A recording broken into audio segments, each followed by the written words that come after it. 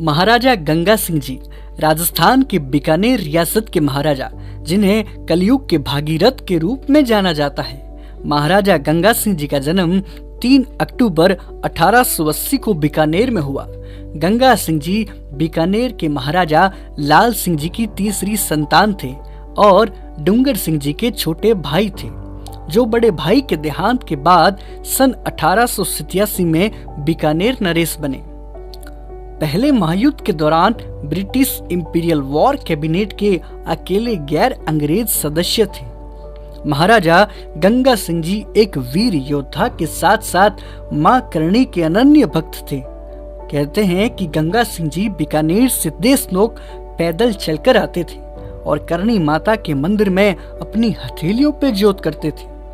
मां करणी इनकी भक्ति भाव से प्रसन्न होकर इन्हें दर्शन दिया करती और मां करणी जी गंगा सिंह जी के हर संकट के समय मात्र छाया बनकर उनके साथ रहा करती।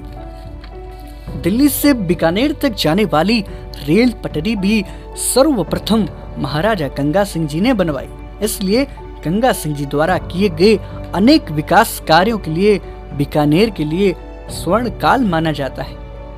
कलयुग के भागीरथ महाराजा गंगा सिंह जी ने 1899 से 1900 के बीच पड़े छप्पनिया काल की हृदय विदारक विभीषिका देखी। लोगों को अन्न जल के लिए मोहताज होते देख उन्होंने अपनी रियासत के लिए पानी का स्थायी समाधान करने के लिए दृढ़ संकल्प लिया। पंजाब की सतलज नदी का पानी गंग कैनाल के जरिए बीकानेर जैसे सूखे प्रदेश तक लाने का सबसे बड़ा कठिन कार्य किया और नहरी सिंचित क्षेत्र में किसानों को खेती करने और बसने के लिए मुफ्त में जमीनें देना महाराजा गंगा सिंह जी के इन्हीं कार्यों से उन्हें कलयुग का भागीरथ भी कहा जाता है।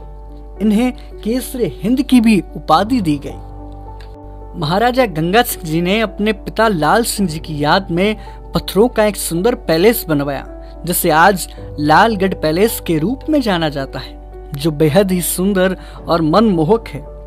अपने राज्य की रक्षा के लिए उन्होंने ऊंटों की एक बड़ी सेना तैयार की थी। इस सेना को गंगा रिसाल कहा जाता था। ऊंटों की सेना ने पहले और दूसरे दोनों विश्व युद्धों में हिस्सा लिया था।